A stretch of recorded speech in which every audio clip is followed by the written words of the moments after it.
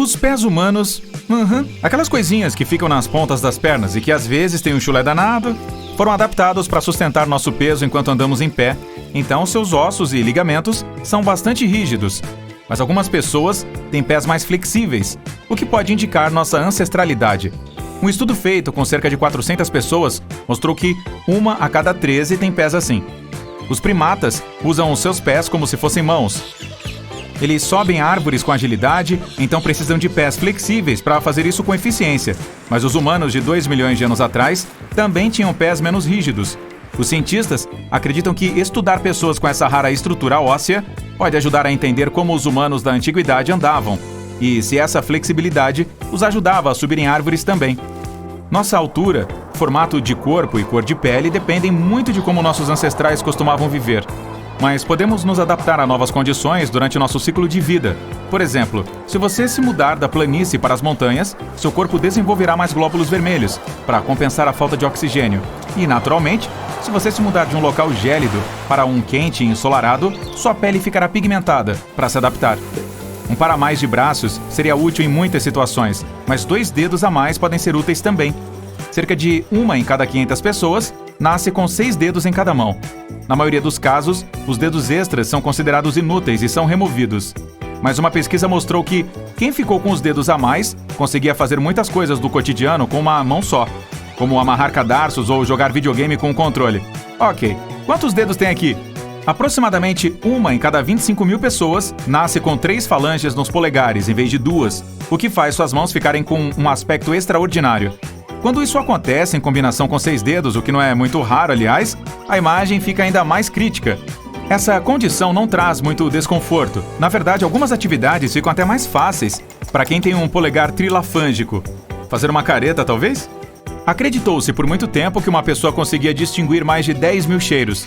Mas uma pesquisa realizada não muito tempo atrás mostrou que as pessoas são capazes de distinguir mais de 1 trilhão de aromas. Também nos lembramos deles melhor que qualquer outra coisa. E os cheiros podem até despertar memórias antigas, como seu avô e aquele churrasco que ele fazia quando você era criança. Conseguimos digerir pequenos objetos como plástico, vidro, moedas e muitas outras coisas. Eles passarão pelo trato digestivo dentro de 48 horas. Existe até um homem que conseguiu engolir um avião inteiro. Ele levou anos para fazer isso, mas aos pouquinhos foi dando cabo de sua refeição metálica sem problema algum. Eu ia fazer uma piadinha com isso, mas é melhor deixar para lá. Cada pessoa tem um cheiro único que não pode ser confundido com o de outra. É exatamente o mesmo mecanismo que permite que animais encontrem membros de suas famílias e bandos e os reconheçam entre estranhos. Mesmo assim, se você tiver um irmão gêmeo idêntico, vocês dois terão quase o mesmo cheiro. Os cientistas descobriram que os odores corporais de gêmeos idênticos são 10 vezes mais parecidos que os de pessoas que não são parentes. Mas um cachorro bem treinado conseguiria distinguir vocês dois. A maioria das pessoas tem 3 tipos de cones nos olhos, o que permite que elas vejam milhões de cores. As mulheres enxergam mais tons, mas às vezes elas veem tanto que não conseguem compreender a diferença. Isso acontece graças a um 4º cone, que fica nos olhos delas e que aumenta a visão 100 vezes mais. E olha só, a quantidade de mulheres que nasce com esse cone extra é de cerca de 12%, mas poucas conseguem usá-lo, pois na maioria das vezes ele continua inativo. Imagine cair do telhado de um prédio de 10 andares e sair com apenas alguns machucados e arranhões, mas com nenhum osso quebrado.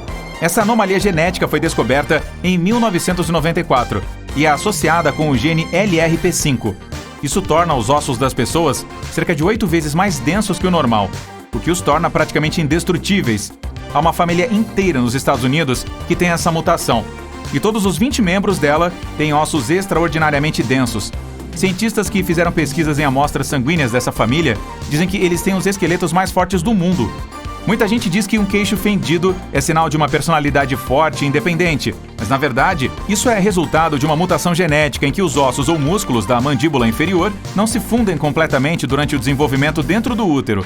Assim como muitas outras anomalias, é algo hereditário, o que significa que, sim, a culpa é dos seus pais. Porém, se uma pessoa tem essa fenda no queixo, não significa que seus filhos a terão também, pois fatores ambientais dentro do útero ou a presença de genes modificadores, que são aqueles que influenciam outros genes, podem impedir que isso aconteça. Não existem 2 cérebros idênticos no mundo. A estrutura cerebral depende altamente das condições nas quais ela se desenvolve e cresce.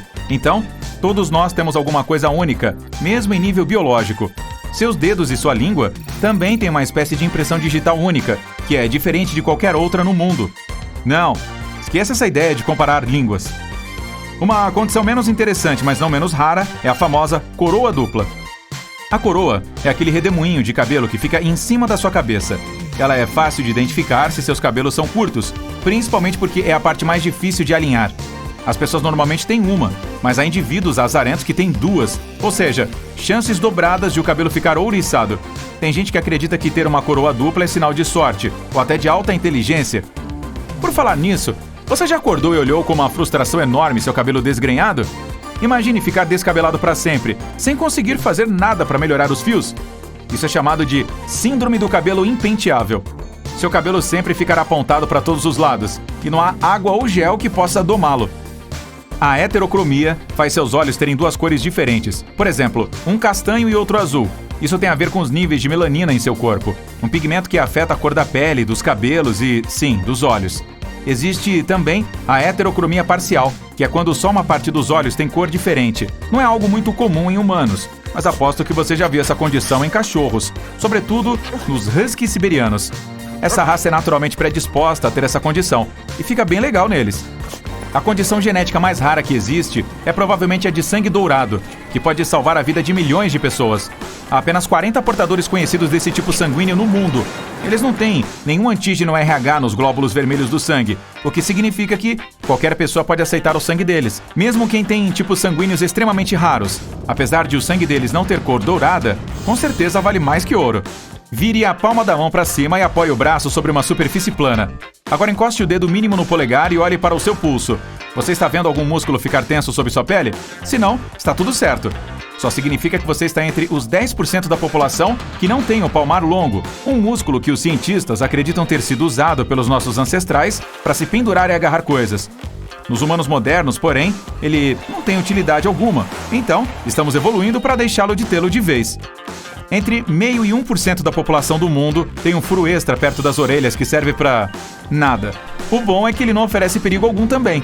É apenas um sinal de que nossos ancestrais tinham guelras. Segundo estimativas, somente cerca de 6% da população mundial consegue resolver o cubo mágico. Apesar de isso ser apenas uma habilidade como qualquer outra, a maioria de nós precisa aprendê-la, seja assistindo a tutoriais na internet ou pedindo ajuda de outra pessoa. E só uma porcentagem pequena de pessoas consegue resolver isso sozinhas. Se você está entre elas, é um indivíduo super raro. Levantar as sobrancelhas quando está surpreso é uma coisa comum, e levantar apenas uma para expressar ceticismo também não é raro. Mas isso depende de qual sobrancelha você levanta. Se você consegue fazer isso com ambas, uma de cada vez, você é especial. Como suas sobrancelhas são controladas por músculos, você pode treinar para erguê-las alternadamente, mas geralmente leva tempo e muito esforço consciente. Mexer as orelhas segue o mesmo princípio. Nem todos conseguem e há um número menor de pessoas que conseguem mexer uma só orelha. Isso é uma tática antiga, com origem nos nossos ancestrais primatas, que usavam os ouvidos para se orientar no ambiente. E claro, é algo que continua presente na maioria dos mamíferos. Considerando que a maioria das pessoas no mundo é destra, ser canhoto coloca alguém entre uma minoria. Isso não é surpresa para ninguém, mas uma coisa realmente notável é ser ambidestro. Apenas 1% da população mundial consegue usar as duas mãos igualmente bem, o que significa que essas pessoas podem segurar uma colher, limpar o nariz ou escrever em um caderno com qualquer uma das mãos, sem problema algum. Bem legal, né?